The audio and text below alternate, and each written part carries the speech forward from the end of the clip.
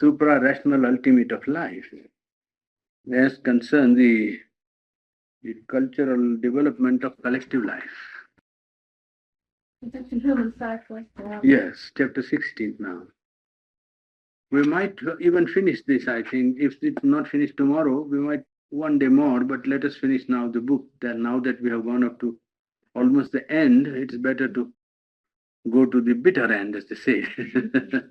It may not be bitter, it may be sweet. So let us go to the end of it. 16. Supra-rational ultimate of life. That is the chapter. He says, look at life first of all as it is. And what we find is that life is not at all interested in any idealism. If you watch the progress and movement of life, it is found that life is not at all idealistic or turned to ideals, or if you like, it has nothing much to do with truth and beauty and goodness and ethics and any altruism and so on. Life is interested not in any high idealism, seeking for truth's good or beauty. Much less it is interested in spiritual experience. You see, much less it is interested in spiritual experience. So life flow, if you study, you will say that it is only interested in physical need, in vital interests or vital demands or desires, in necessities of life, and in, well, you can say vital attractions. It is that which is the ruling power of life. If you ask an individual, he will generally say that these things are real. Why do you want life to be running after ideals which may be realized, may not be realized, or truth, or good, or right, or justice, or ethics and morality? What's the good? This is real. They call it practical life. So individual generally says like that, and we don't want to follow shadowy things or abstractions of the mind. And society does give some place to good or good behavior or ethics or some kind of, consideration for others. It is not that society puts them in the center of its seeking. No. It gives ethics a place because it wants to have the existence of society to continue. It is for safety of society rather than for pursuit of any ethical ideal that society puts ethics somewhere in its values. Even society, no society lives only for ideals or ethics. There is hardly any society that makes ethics or idealism its central driving force, you see. Because even collective life or society follows vital needs, utilities, desires of the vital life, desires of the body, and that is the driving soul even of the collectivity. Even when it gives a place to something like ethics or something like good behavior or pursuit of something which might be called morality. It gives place to religion also, but it gives a ornamental place. You see, a little place somewhere. Life must be first directed towards desire, impulse, and interests, and some place must be found at the fringe of life where you find some kind of ethics, some good behavior, morality, goodness, art, religion. It is at the corner, you see, the decorative side of life, more or less. And philosophy still less. So, see, nobody bothers about philosophy. As I said, it is a chasing of a black cat in a dark corner in a dark room where it doesn't exist. You see? So even less remote. So society as a whole does not follow any of these lights. It is only special individuals who make this their life business, a moralist or an artist or a philosopher or a poet. A rare individual, you see, he is not one who occupies himself thoroughly and completely with these things. He is only the individual.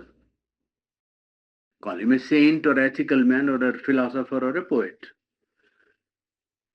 So the whole central driving force of life, if we watch individually and collectively, the force seems to be only the force of desire, impulse, interest, utility, well, satisfaction of impulses. Then what requires the human being to seek morality or ethics? Some power requires him to seek for truth. Some power in him requires that he should attend to ethics or beauty or truth and pursuit of this. Well, whatever it be, it is almost axiomatic truth that life is another power, and seeking for those things, ethics and religion and beauty and art, world seems to be quite another power. Because life doesn't seriously want to entertain any of these ideas, you see, any of these ideals or values. Watch life in the collective or individual life, and you will see the first impulse it does is to make a room for itself, assert, to increase, to expand, to possess, and to enjoy. Therefore, he puts it in a short nutshell: growth, pleasure, and power. Growth, pleasure, and power. These are the things which life seems to be running after, seeking. That is to say, first it seeks to make a place for itself and then to expand and enjoy. And it is not merely the struggle, but also after the struggle, there is also the enjoyment and pleasure of the struggle. You see the result. The individual and collective life also both are assertive. They assert themselves. There is a self assertion at work. And by strife as well as by cooperation and union, by assistance and resistance, we find that a competitive aspect and cooperative effort of life seems to be pulling life more and more forward. No greater and higher value seems to be at the center of the drive of individual or collective life. And society has come into being, he says in this chapter, from this dynamic character of life. Life is dynamic, and this dynamics has created collective consciousness because mutual relationship, giving and taking, interchange, reciprocity, mutuality, well, creates a field for growth. The individual grows by this interchange, and therefore society comes into being from the dynamic character of life. If you see watch the course of European history, then you will find that Europe has given the practical and the dynamic man, that is to say, the vital man to his very marrow, the man who is interested in vital life, mainly. And in any society, whether Western or Eastern, the activity of life takes three forms. If you take any society, the activity of life in collective movement of life takes three forms. One, domestic life and social life. Life in the family, life outside the family, social life, in a community, in a group, in a city, club, or anything. So, social life. Second is economic activity, means man acting as a producer and a consumer. He does something and utilizes something. That is the second function. The third activity is political status and political action. These are the three things that happen in a collective life. Three activities or movements that we find mainly occupying the collective life of man in a society. In Asia, they also were the first duty of man, this domestic and social life, economic activity as a producer and as a consumer, and the political status and political action. They were in Asia also the first business. Only in Asia they were not regarded as his chief business. In many Asian societies, that was his first business, but not his chief business or preoccupation. They were also busy with the rational, the ethical, the aesthetic, and religious being of man. And they put that as a little higher value than this vitalistic impulse, in which the vital being only was the only guiding force dictating values to life. Therefore, we have to put this question to ourselves and answer it, he says. This is how he puts it in this chapter. Does society exist for practical and vitalistic impulses, That is to say, does it exist for the maintenance, the comfort, happiness, economic and political efficiency of the human being? If that is so, then seeking of God cannot be the principle of any society, cannot be the guiding principle of society. If we grant that this is the main function of organizing society or social life or collective life, then it is no use trying to seek God, because that is outside the very purpose of social existence.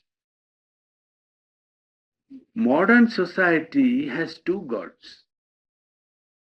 Of course, T.S. Eliot would say mammon and something else. You see? And he says here life and practical reason, which is organized as science. Worship of life, looking upon life as something that was to be allowed to do what it wants to do, everything to turn round to what life wants. And secondly, reason organizes science. In the pursuit of life, it means, well, try to prolong life, make life comfortable, add to the luxury of life, create wealth for the sake of life, amusement, recreation, expenditure of energy, mental energy, dynamic movement of life force. Well, can say when it becomes high and little rises higher, and this restless, devouring energy creates something, then conquest of various kinds it will undertake. When this impulse of life rises to its height and becomes a living flame, then it rises to war, colonization, some kind of, adventure, discovery, commercial victory, travel, trying to possess the whole earth, so to say, you see. When it is freed from this pressing, cramping necessity of looking after the individual self or collective self, luxury and wealth and amusement and recreation and so on, and when it says, I want to attain something, then it wants to attain, well, these ends and works out into a sort of war, colonization, well, commercial victory, travel, adventure, and trying to possess the whole earth. But at bottom, when we see that we are trying to see life in the collectivity and society, says, no, look at it and analyze the collective life also. Then you will find that life's central, well, pedestal, so to say, is the individual. Life is individualistic. To the individual, society is only an extension of himself. It is not that he admits anything more than his own being. So life in its last analysis comes down to the individual, becomes individual only. It is very individualistic. There is a family, there is society, there is nation, there is a wider humanity, but the individual feels that they exist for him. He looks at the usefulness of society to him. He says, it is good that I have a society, otherwise I won't have roads or something like that, you see. It is good that, yes, it's good that there is a collective life so that I can have a hospital. Yes, it is not that the collective being is more superior or that I live for it, nothing of the kind, but for him it's an extension of his own ego, and he finds that is quite convenient and good. It's a means for his greater satisfaction of his vital being. In fact, his vital being seeks a greater satisfaction in the field of collective life. And you can even say that society is therefore a larger ego to the individual, his own larger ego. More or less, social egoism is not more justifiable than individual ego, and it's not less liable to ignorance either. Now, what is the relation of man's higher parts of being and this vitalistic self or the instinctive being that is in man? Generally, what you find is that the higher parts of man's psychology are opposed by his vital being. They are contrary to each other. The drive of the vital higher parts in man and the demand of his vital being, well, they always generally have a clash. So that they oppose, and these parts have to be disciplined. The parts that oppose, what he calls the infra-rational part of the human being, those parts that belong to his animal origin, mineral origin, vegetable origin. I mean, he has evolved from those parts and has come now become man. So he has dragged plenty of infra-rational within himself. And this infra-rational colors his vital being. And this vital being and the infra-rational together always oppose any higher, well, part of his own psychology, idealism, ethics, religion, philosophy, or anything. And he says these have to be disciplined. And now, in disciplining also, there is some trouble. If you discipline too much by a sort of mortification or a pressure on those parts, so that, well, they don't get any normal movement of satisfaction, well, you find that there is a complete strike, so to say. The vital goes on strike and says, all right, then there is zest of life, no life. Man is very well controlled because there is nothing to control afterwards. See, if you take a horse, and because he's very full of life and therefore it is very difficult to break him, so to say, to bridle, well, if you put too tight, well, the horse becomes weak. Then there is nothing to control afterwards. It is really the power that is to be canalized, isn't it?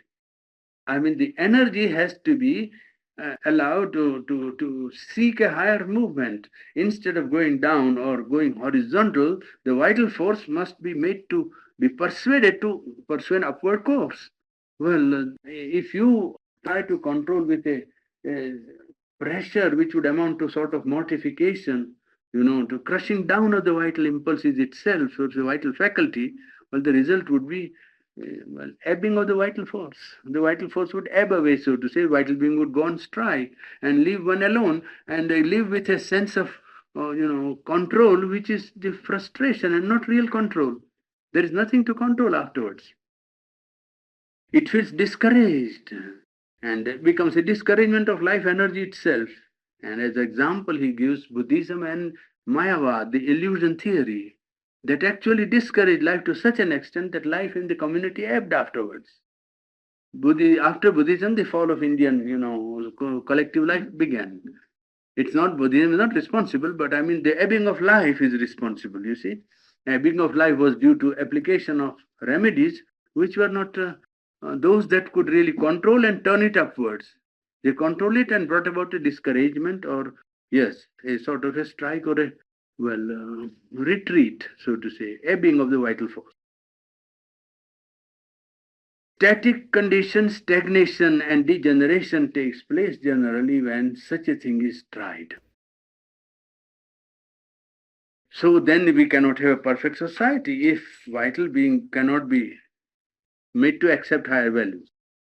If you control it too much, it goes back and there is a sort of a degeneration of the vital force, and well, then you cannot have a perfect society given these conditions. Then he said, let us see whether life in its ultimate constitution is anti-divine.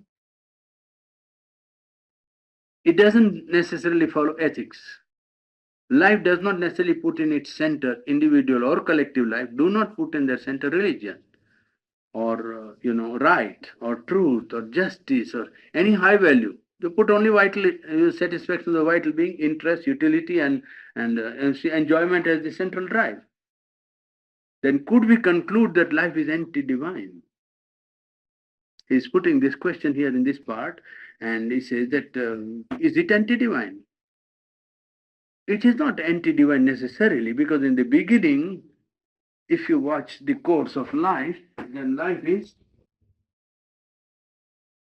first it is infra-rational, coming from the animal origin and the vegetable kingdoms. Then in the middle it is rational. And now it is seeking perhaps supra-rational, but that we are coming to yet, you see. Supra-rational, that's how. Not to see, there is no anti-divinity here involved at all, you see. There is no, it is a movement from infra-rational to rational, from rational to, well, not morality or ethics or religion, which are here, you see, or religion and so on. Because they are only preparatory stage, is preparing it for something supra-rational, ultimately, you see. So he points out here that reason has tried its first infra-rational movement, and when life begins, everything about life is infra-rational. Even the religious belief of the people, primitive people, is infra-rational religion, you will see. Their morality is also infra-rational. That it's, the African tribes or the Red Indians have and had, their codes of life, religious life was not rational, infra-rational, but they had a religious life. They had a moral life, but it was infra-rational ethics, and so on.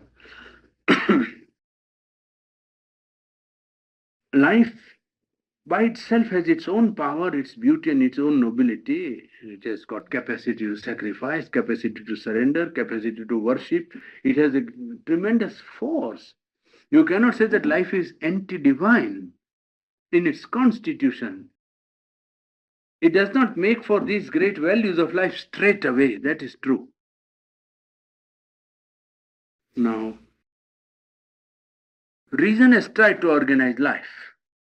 The rational stage of development, of psychological development of man, has tried to organize and control life. And it has tried to organize life around utility. But life has never obeyed this, the dictates of reason. Because he says in this chapter and this particular part that life is imprisoned supra-rational. It's a most very remarkable sentence, but very pregnant, you see. Life is not something rational, but it is imprisoned supra-rational. It is supra-rational which is imprisoned in the form of life, individual life and collective life. And therefore, reason is not able to succeed in controlling and governing it and molding it, you see. Because life itself is imprisoned supra-rational, and the reason trying to govern this imprisoned supra-rational, well, has no chance to succeed. And then he gives 4 or 5 instances which we can try to study. Take man's seeking of love, for instance, economic life, or take his politics, take his nature of the individual,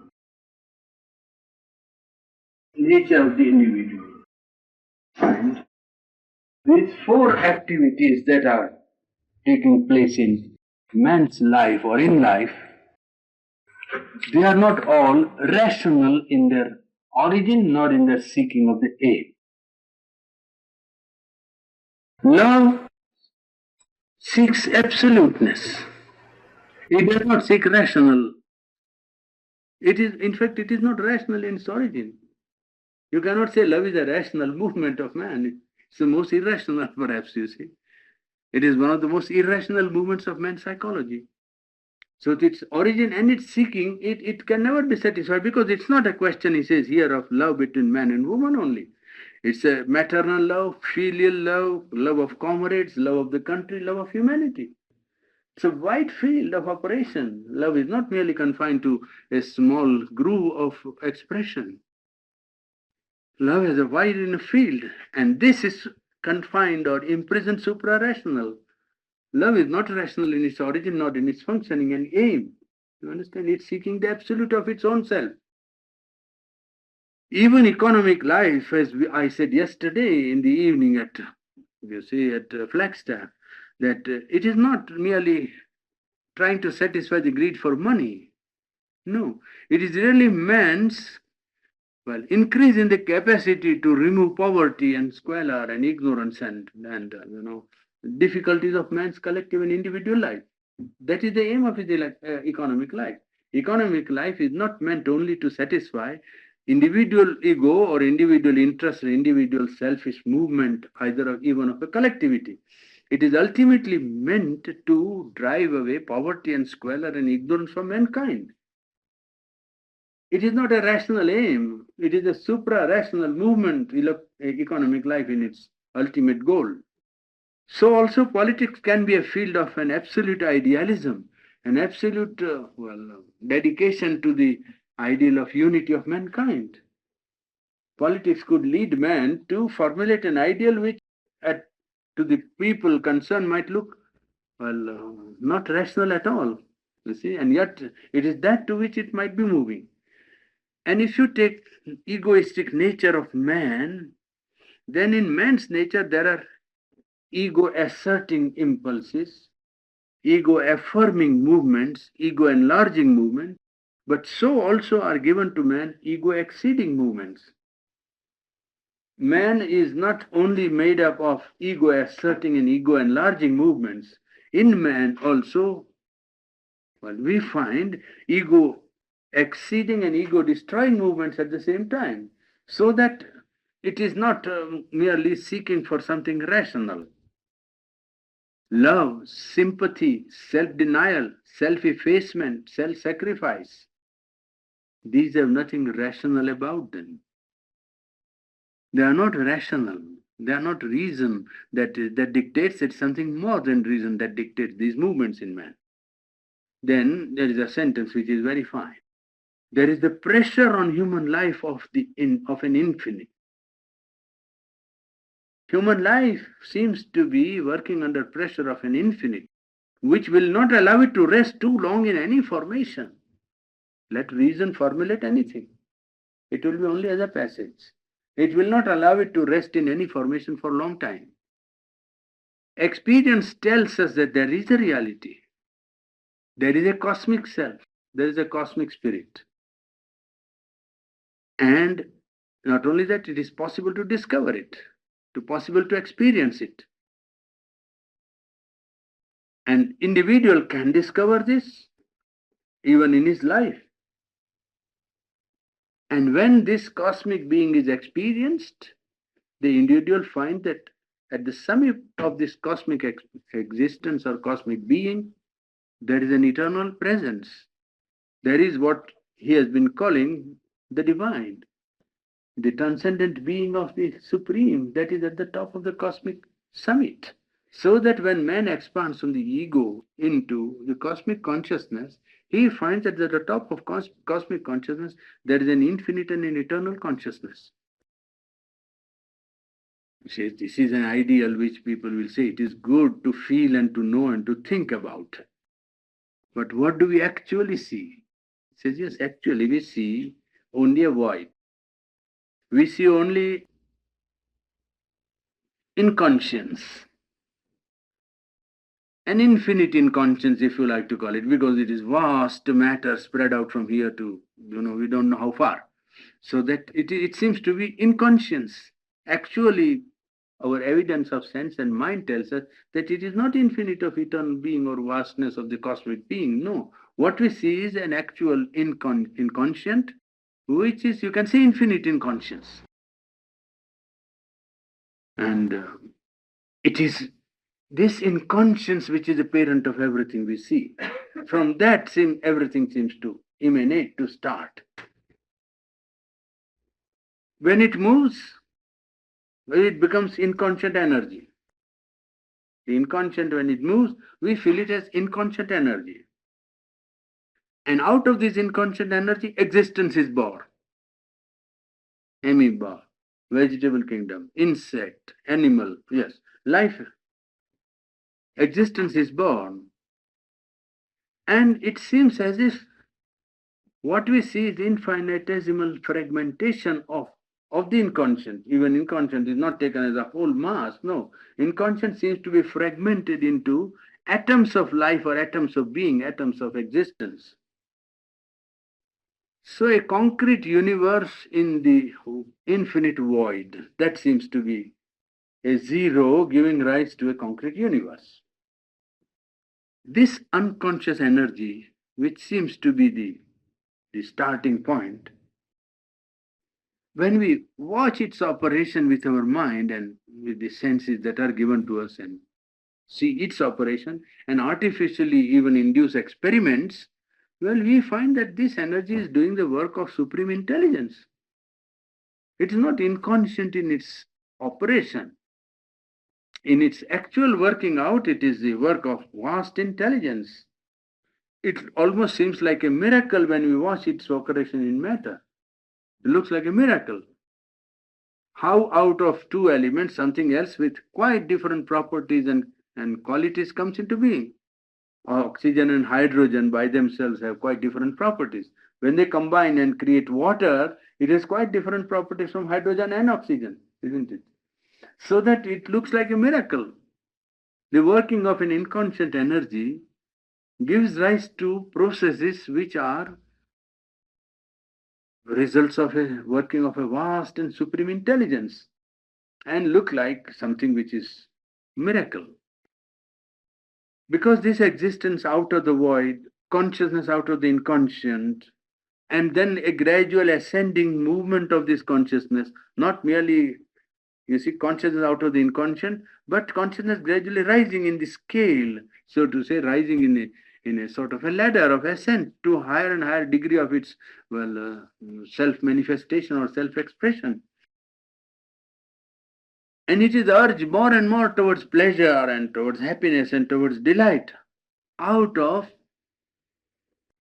non existence or inconscience, which is not at all conscious, which is insensitive to pleasure and pain. If you say that energy with which this start was made, there was no drive of joy there. There was no seeking of pleasure there. But it has given rise to an existence and a movement of rising degree of consciousness which opens out petal by petal more and more of its, powers of light, so to say. And it is pushing towards more pleasure, as it says, more happiness and more delight. Whereas the origin energy had nothing of the element of anything. It was unconsciousness or inconscient, isn't it? There was nothing at the beginning. Now, it therefore comes out to our mind, it therefore becomes rational to conclude that this inconscient is really not inconscient. Because if it was really inconscient, it couldn't have given rise to consciousness, that is first. But supposing we say that it was not known, but why does it want it to pursue more pleasure, joy, and delight? This inconscient is only a mask. It's only something that is put like a veil. And what the Gita calls the conscient in the inconscient, or the Veda calls it all, in the beginning there was an ocean of inconscience, and out of it, that one arose. That one is a supreme being that arose. And it came to birth by its own greatness. This is in the Veda, I think it is the 124th Sukta of the 10th Mandala. You see, it is quoted in Life Divine. This, you see, neither being was there nor non-being in the beginning. And you see, that is, it is a Sanskrit verse, so I don't want to give it quotation, you see, but it is by its own greatness it took birth, you see. It says something of this kind. What is it? Yes. Anid avatam swadhaya tat ekam. That one, tat ekam, that one lived by its own nature in a condition where there was no air. The air to breathe was not created when it breathed. That is the literal translation of that verse.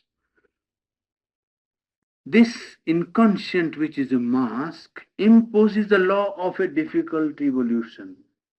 Why there is so much difficulty in attaining to perfection by the evolving spirit? He says this mask which the inconscient has put on over its supra-rational, origin or supra-rational reality, imposes a law that gradual process only can be allowed. You cannot be allowed suddenly from inconscient to go to superconscient. The graduation is a necessity imposed by the nature of the inconscience. A difficult emergence on the evolving spirit. Life and consciousness obey this law because they undergo a process of fragmentation, cutting into small bits, parts, smallest unit being, in matter atom. In life, you can call it a cell, and in mind the ego, like that. You see, it becomes a infinitesimal starting point. Life, well, is centered around a cell, yes, and mind around the ego. Even spiritual being becomes divided. And this has to do the work and grow into this one starting point, egocentric point, which is given to consciousness on evolving soul. It has to do the work of the same supreme consciousness which in matter is doing the work there. He has to have self knowledge, world knowledge, and God knowledge. He has to acquire this standing on or beginning with this little fragmentation point or point of fragmentation, the ego, I. Standing on this, it has to go back to, well, the origin from which it has come, the mask which it has put on. Well, the mask has to be unmasked first. Self knowledge, world knowledge, God knowledge. Well, you put it. That is how it is. And it has to know the Supreme Being. And what is the equipment for getting back to the Supreme Being? Well, ignorance, ignorant instrumentation, and ignorant instrumentation which is ignorant mind and life and emotional being and vital being and willpower and nervous system and physical body. Limited in being, consciousness and will, well, and because the instruments are limited, man continues to remain ignorant. This is the cause of ignorance and truth behind why life is as we see it is that the instruments given to the human soul are ignorant, and therefore it persists in remaining in the realm of ignorance for as long as it can manage to remain. For instance, the evolution is seen first in matter, then in plant life, then in the imperfectly organized consciousness of animal life, and then it comes to man. Now, in these four stages, we see that the impulse is to express, to manifest a greater and greater degree of consciousness. The impulse in this process of movement from matter to life, to animal life, to human life, well, it seems as if it was to give expression to a greater and greater degree of consciousness, seek greater and greater delight and joy and delight of life, greater and greater degree of delight. From mind, it seems to be making for the spirit. From the mental level, intellectual or mental consciousness, the process seems to be leading to the realization of the spirit. Now, if that is to be done, then it is evident that infra-rational cannot lead man to the fulfillment of his life. The infra-rational is only the beginning stage of connecting itself with matter, plant life, and animal life. If you want to see that more clearly, you can see that here. Life is following four, big strides. First organization is matter. It appears inconscient, but it is conscious. Therefore, we put it as the first organization. Then you come to the plant life. Then you come to the animal life, you see. And then you come to man. Now, here the infra-rational cannot satisfy man because the infra-rational belongs to these parts. The infra-rational is a quality or property of matter, plant life, animal life. So that cannot govern and give him the full fulfillment of his being, you see.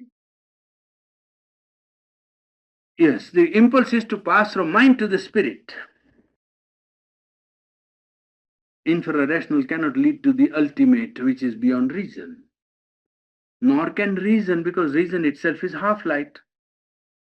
Reason itself creates an order, but it's a provisional order. If he remains confined to reason, you see, individual human being or collective life, then it is a law or order that is imposed as a provisional because it doesn't last. Reason is a half-light and not an instrument of complete knowledge. The ultimates of life are therefore spiritual. An inner unity an inner identity alone can guide the spirit manifested in life to self-knowledge. If self-knowledge is to be acquired, it can only be by an inner unity with the inner self, identity with the self, then only one can grow into self-knowledge, not by the ignorant instrumentality of mind or emotional or vital being. Life can find only in the light of the spirit the guidance that it seeks. What life has to do is to turn to the spirit for guidance, not to turn only to mind and reason, you see, not to turn to intermediate ethical ideals or ideals of truth and good and beauty, which are intermediate to its preparation. Good signs and good steps to march beyond. It can find it in the inner self and the spirit only. Love or sympathy or union can reach its highest acme in the inner being, in the inner consciousness, in the spiritual consciousness only, because in ordinary life, what you find is their opposites only. Opposite of sympathy or love, or you see, whatever it is. In ordinary life, you find that life is condemned to the opposite. In what then consists the growth of the individual? The growth of the individual or the collectivity consists in identity with the cosmic being, cosmic consciousness, vastness that is around him. That makes for growth. And if he wants power, which the collective consciousness wants to handle power, individual also wants to have power, because power is the aspect of energy or life force. Power of the spirit or power of consciousness can give him this mastery over himself and mastery over his own forces and master the forces of nature. The seeking for delight is not merely seeking for pleasure, because pleasure can be addicted to infra-rational movement of life, to impulses and to passions and movements that come from the animal origin. This impulse or the instinct seeking pleasure or delight can be fully satisfied if it remains confined to the present formula. It is only impermanent. It is something that is imperfect, fragmentary, subjects man to weakness. And only if it turns to the spirit, to the divine reality in man, then the seeking for pleasure can be fully satisfied in the sense that the spirit can give a constant experience of delight, which the lower instrumentality of man or the infra-rational or rational in man cannot do. Life to the spirit is only one form of the infinite delight of being, the infinite Satchidananda, and its delight of being is not confined only to life. Life is one manifestation. There are other rungs of its ladder of manifestation which are equally important and necessary for the full manifestation of the Satchidananda. But that which life is seeking, to our knowledge and observation, seems to be not something rational, something which reason can organize, control, and manifest here, but supra-rational movement towards truth, towards good, towards beauty. All supra-rational.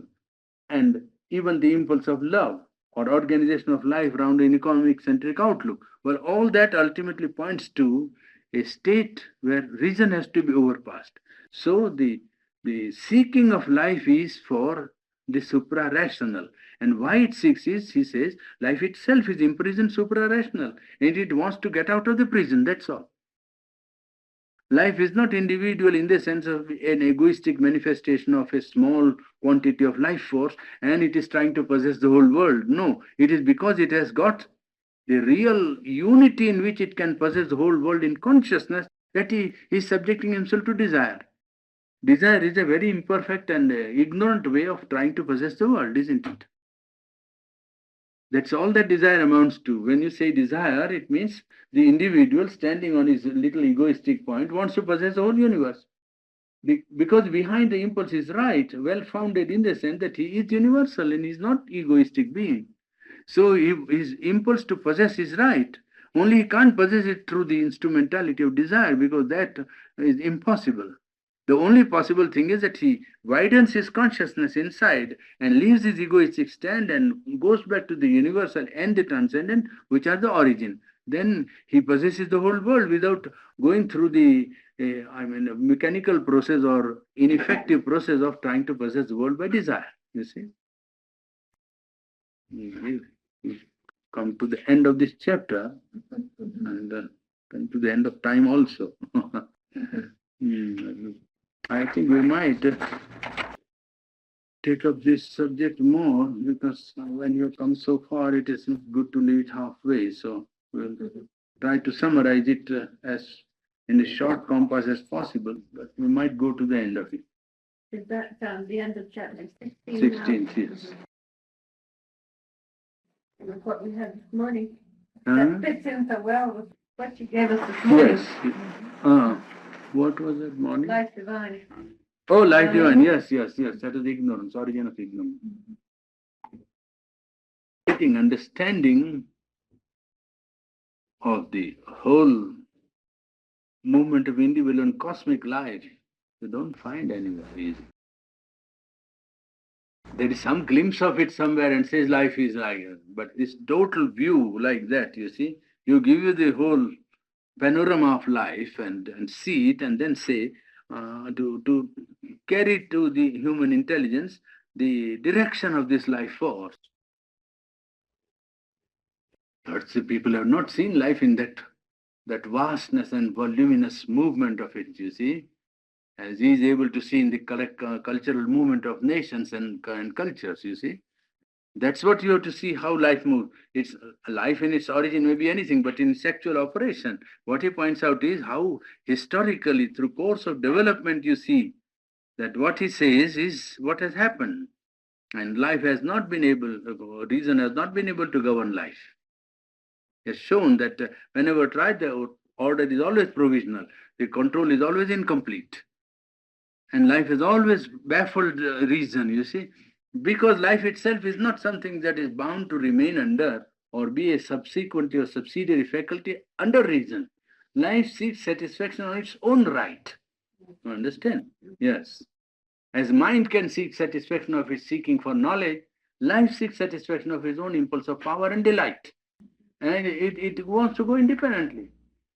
It doesn't want to come under the permanent domination of reason. It is good that temporarily it comes under the domination because the infra-rational is there to be governed. The movement from the animal consciousness has to be set right and organized by reason. But life as a whole would never submit because life is not meant to be satisfied by attaining anything rational. A rational order, rational economics, rational politics, whatever rational, well, life will always go round. It will not submit. Because life in its origin, he says, is supra-rational. It is the consciousness of the Satchidananda that is seeking. And because that is seeking the Ananda. And reason will like always to put a fence around and say, this Ananda is only Ananda available and you can't have anything more. Well, life is not going to submit to it. So that the whole panorama of life is, mapped out, and then you see how what he says is something which can give an inspiration for new creation. This whole effort is to lead man to find out the real inspiration to create a new society. If a more advanced society was to be created, reason has tried now 150 years now, and science and reason have been trying to solve the problem, and we know that it is not solving. And he says that this is bound to happen because reason is not meant to ultimately govern life. So life has then to organize itself around some other inspiration. And that other inspiration can only be while seeking its own divine origin. When life seeks its own divine origin as life, well, it creates new life. It creates a new individual life, creates a new collective life. Then there is chance for it to reach and fulfill itself, reach the goal and fulfill itself. It is only in that effort that the solution of life seeking can be found. Reason trying to intervene all the time and trying to dictate and create an order, impose an order, control the whole individual and collective life according to a rational pattern, well, would amount always to a failure and a repetition. Failure, and it will never work. It must lead to a stalemate always. Therefore, it is better that life begins to seek something fundamental. But then you said that the higher parts are opposed by his vital being. Now, at the same time, denial isn't exactly the answer. Or mortification. Yes, that's it. It is not the answer, is it? No. So then the answer is to seek the higher. Yes, through persuasion of life and control of this infrarational by reason. Reason to be used only to control the infrarational, and life to be used to seek the truth, seek the divine, seek the self, seek the suprarational which it is in its origin, you see. Self-knowledge, world knowledge, and God knowledge. Put it. That is Savitri also, you will get it back in Savitri. Yes. Well, if that raises edge again. It will come. I mean, if that raises edge, because yes. If you go too far, it's mortification. You have to do it just a yes. certain way. It must direct itself to self-knowledge, knowledge of the soul or self, life. Not remain confined to mind and mental theories. Not confined to vital and desires and enjoyment and satisfaction of ambition and self and selfishness. And not confined to body, but it must seek the self, the true soul being, so to say. So self-knowledge must be set before life as its goal. Mm-hmm. And then in that it can widen out to world knowledge, and it will be found that at the top of this world knowledge or cosmic self, there is a divine, the infinite and the eternal, so that it will lead to God knowledge. And then in that God knowledge, the other would just fall away. You Yeah. can force it away. Yes, you are not. Away. No, it will be such a delight of which life has no conception now. Yes. Yes. Not only there will be no inhibition, there will be such a delight that you will have to prepare the instrument to bear the delight. The delight will be too overwhelming. Infrarational parts of nature. Infrarational in the sense of our animal heritage, you can say. You see? Heritage from animal life. Instincts, impulses, passions, blind movements, subconscious movements, all that is, comes from the infrarational. It two works only, control and purify. These two works reason can do. I didn't quite understand, Purani, what you said. Reason and science have been trying to solve the problems, and the reason. Why did you say the reason why? Yes, they have not succeeded, and they are not going to succeed because life is not rational in its origin, in its movement also. You see, they have tried and they have not succeeded. Because the reason is not rational, is not seeking rational satisfaction. Reason is seeking something absolute. Seeking something more than reason, you see. If it admits the reign of reason for some time, it is only temporary, a provisional order. Life will not permanently remain under the domination of reason. It never does. Mind can give a formula and a frame, and life always manages to get out of the frame or break the frame or go out of the flame and flow out. That's all. The frame remains where you do and nothing happens. You give democracy, individual freedom, give anything, it will mismanage and do what it likes. Frames and forms that are given by reason have not changed life. Life has managed to remain and go out and go behind whatever mind has given and reduce them to her own formula and her own movements and functionings. It has not allowed any permanent change in its constitution, and no power can do it because life is a tremendous force, and what it has to do is to itself convert itself into seeking the truth, the light, the soul and the self. So what am I? Well, life has to demand that of itself. Then it will come to the self and the cosmic self, and then it will have that knowledge and power and delight which is seeking. It will never have it if it only admits permanently the reign of reason, and it cannot admit because it is itself too powerful for reason. Mind hasn't got the power. Concentration,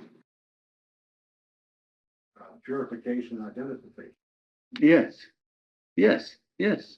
That is to say, life has to be persuaded to first, by its own vital reasoning, to see what it is seeking first. And that which it's seeking cannot be given by mind or reason.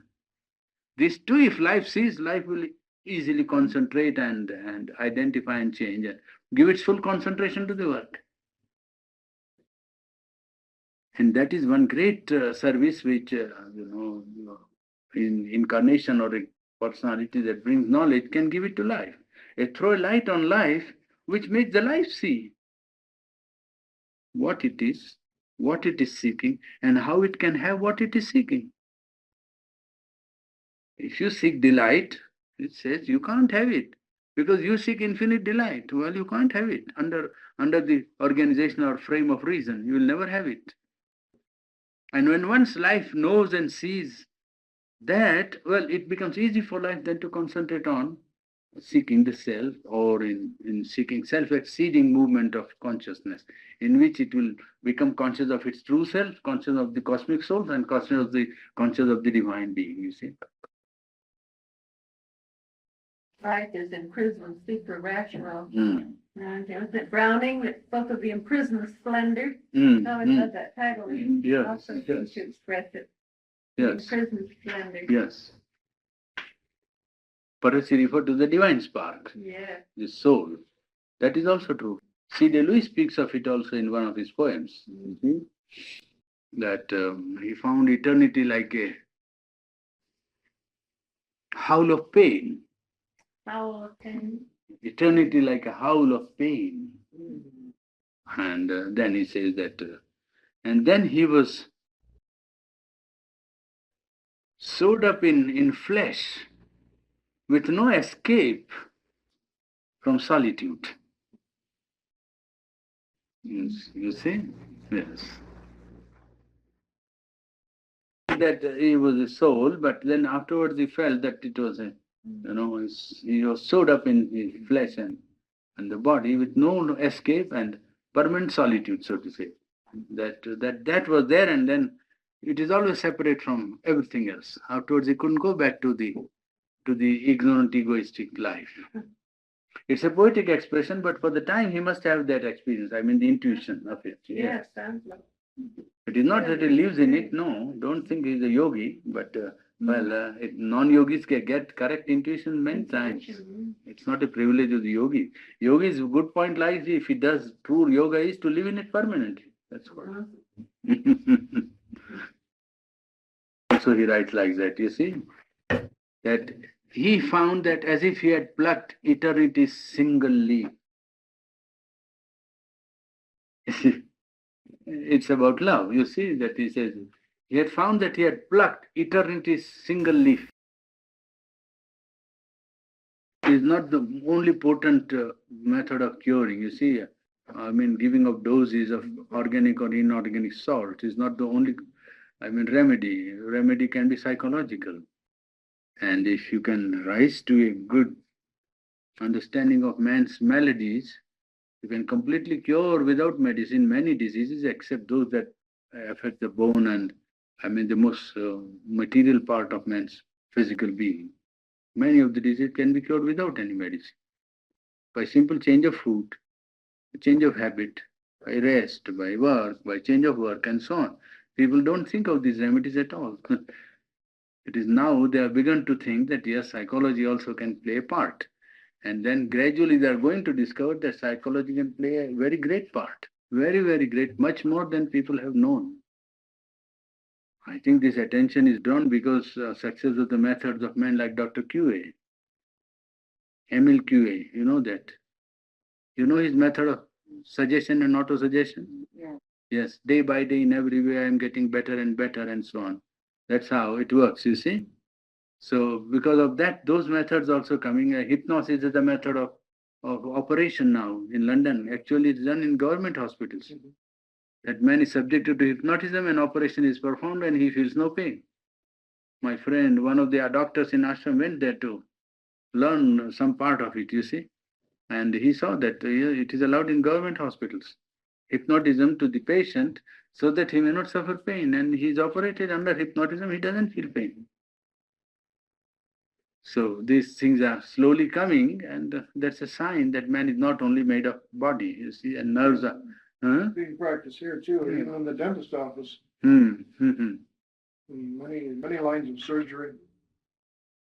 Isn't hypnotism a little dangerous, though, for people to be subjected to hypnotism? Isn't that apt to affect No, the it is will? not a permanent thing, it is only temporary. You go to him for like a dose, you see, like a dose. It is more or less like a dose under physical, acute condition of nerves or pain, that's all. Afterwards, you don't look to him for any guidance. No, but I've heard, I've heard that it has a tendency to weaken the will of the individual, having another will imposed on me. Yes, if you are not strong enough to impose your will on the nerves, you can allow somebody's will on your nerves only. It won't extend to anything more if you know that this is meant for a purpose. It's like a cure that you seek. Yes, yes. Generally, these hypnotists have not that power, I think. That's it. Don't suppose. Huh? Oh, Yes, hypnotized. if you have some part in him which is not good, it might be partly harmful. But if it is used only to create a sense, a condition of certain sensation in the nerves, it won't do much harm. Because it doesn't extend to psychology, you see. It is only nerves that are deadened, so to say, to sensation. By giving a suggestion to the physical mind, more or less. That's what anesthesia also does. It is anesthesia, ether or anything given. It deadens the nerves only, is it not? It doesn't deaden your soul or vital being. No, if it did, the man would not live at all. I think that's the way the medical profession are using it, those that are using it in this country and is as an anesthesia. Yes, it's an anesthesia. Yes, that's it. It's limited in field of operation, not allowed to control the whole field of man and his life. He will show how the whole age is turning round. Reason itself is finding its end now. It has already found in many directions its own end. It says it is not able to go forward. The result of reason is that it is curbing reason. The reason arose and said there must be a perfect order, life. This must be the order. No other reason will be allowed to work against it. So the very operation of reason ends in controlling and curbing reason. That's where we are coming to. That's what we are coming to. The age of reason is ending to an end, he says. It's tending to an end. It's coming to dead end. Because the controlling reason itself is putting it down by force. You are not allowed to think what you like. And it is reason that has given this theory.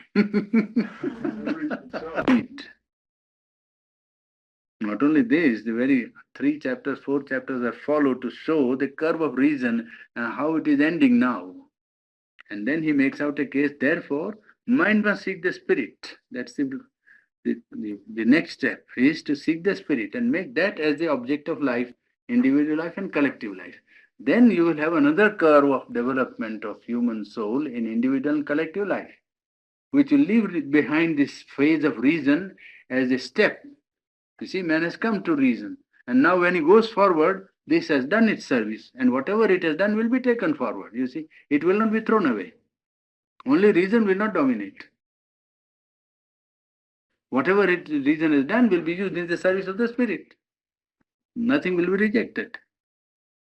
But the curve is drawing to an end, and now human spirit in the individual and collective life must seek the spirit, must put the seeking of the spirit as a central aim and the highest value. Then another life will be created for the individual and for the collectivity. A different life in which different values will work and must work, because these values have been ruining mankind, isn't it? These values are good enough in some ways, but in the ultimate, they have no place. Well, we could say that the increasing complexity of life as it exists today presents a problem which rational reason is getting less and less able to handle. Yes, it is too complex. That's what he says. Life is so multifarious and rich that reason feels baffled before it. How to make this complexity into uniformity or unity, and what to do? Or you can artificially impose a, frame or a tight jacket, but that wouldn't be life. It is too big for reason to tackle. Discussing. See, I am staggered when such a solution and such a clear logic is before them. The intellectual world is absolutely blind, It's surprising how man can be blind. I can't get over that feeling. I mean, I can understand if something is given for you to accept an authority. There is nothing here. You can argue yourself out and see whether it is rational or not. They have no time. When some solution is suggested, because they are afraid of the solution.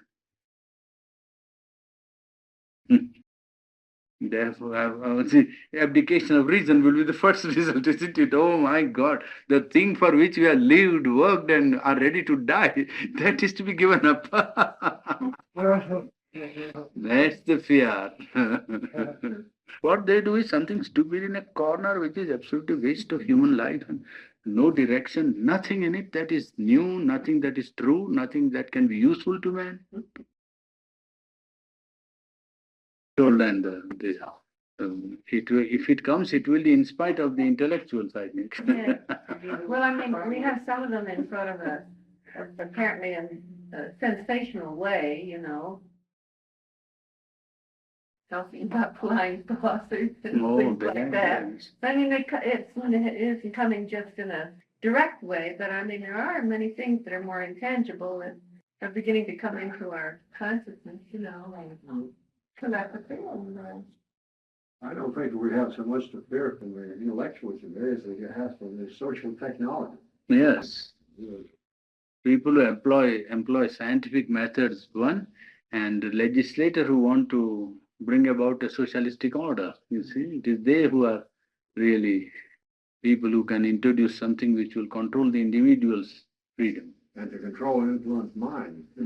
Yes. Well, they're advertising. Look at their advertisements.